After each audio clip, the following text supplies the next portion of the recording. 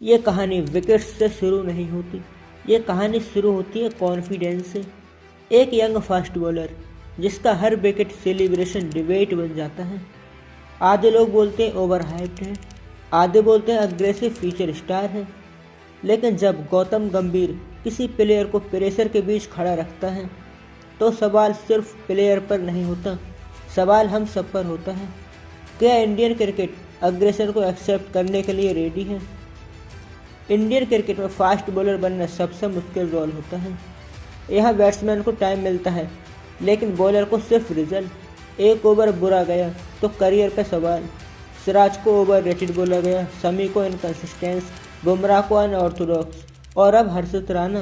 हर्षित राणा कोई सुपरस्टार नहीं, लेकिन जब गौतम गंभीर एक यंग फास्ट बॉलर को बैक करता है तो बात आईपीएल तक नहीं रहती, बात होती है फ्यूचर प्लानिंग की। आज हम हाइप नहीं बेचेंगे, आज हम हेट नहीं देंगे, आज हम सिर्फ सच समझेंगे। हर्षित राणा ओवर हाइप या टैलेंटेड? दिल्ली का एक fast bowler, raw pace, natural aggression. Harshit Rana textbook में बॉलर नहीं है, उसका रनअप स्मूथ नहीं, एक्शन परफेक्ट नहीं, लेकिन जो चीज़ उसे अलग बनाती है वो है फियरलेसनेस। हर्षित राणा बैट्समैन को रेस्पेक्ट नहीं देता, वो चैलेंज देता है। और इंडियन क्रिकेट में ऐसे बॉलर्स या तो सुपरस्टार बनते हैं या फिर जल्दी रिजेक्ट हो जाते हैं। आईपीएल से पहले हर्षित राणा डोमेस्टिक क्रिकेट में दिखे। रेड बॉल में पेस मेंटेन करना, लॉन्ग स्पेल्स डालना, ये सब फास्ट बॉलर के लिए टेस्ट होता है।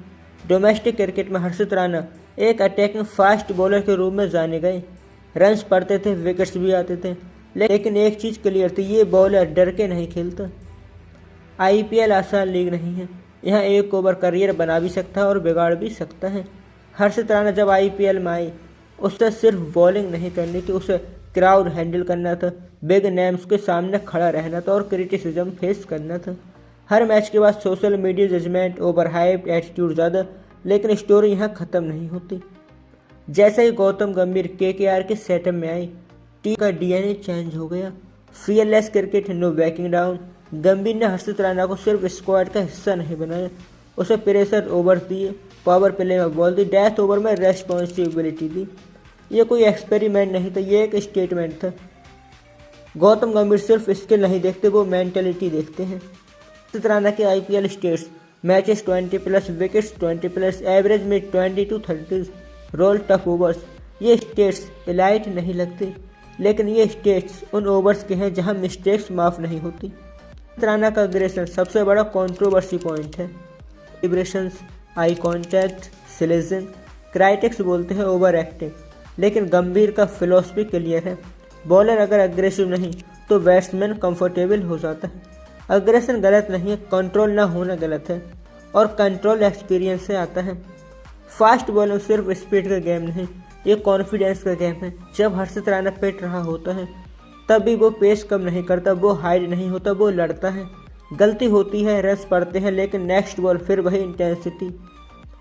क्राइटिक्स सही है जब बोलते हैं इकोनॉमी हाई है, कंट्रोल इशू है, इमोशंस ज़्यादा हैं, लेकिन क्राइटिक्स गलत होते हैं जब पोटेंशियल इग्नोर कर देते हैं, एज भूल जाते हैं, रोल समझने से इनकार करते हैं। ओवर हाइप वो होता है जिसका इम्पैक्ट जीरो है। हर्षित राणा का केस अनफिनिश्ड प्रोडक्ट का है। हर्षित राणा इंडिया के लिए रेडी हैं।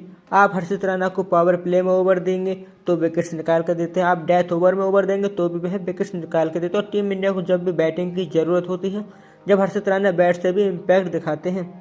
ओवर हाइप नहीं, सुपरस्टार नहीं। और याद रखो, गौतम गंभीर कभी वीक माइंडसेट पर बैट नहीं लगाता। आप क्या सोचते हो, हर्षित राणा ओवर हाइप या मिस अंडरस्टूड टैलेंट?